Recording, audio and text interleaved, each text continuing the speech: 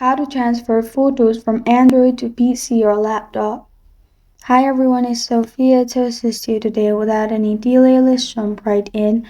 First, open your device, which is Android device, and then open Google Drive and then press on plus. Click on folder, add folder name, and again click on the folder.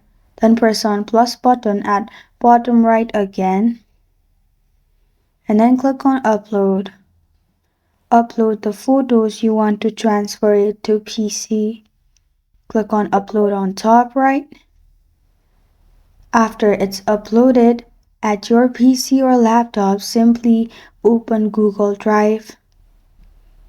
Log into Google Drive and then you'll find this kind of screen pop up. Simply search for the folder that you created earlier. You'll simply find the picture in here. Click on three dots and then click on download. After it's downloaded, you're good to go. This is how to transfer photos from Android to PC or laptop.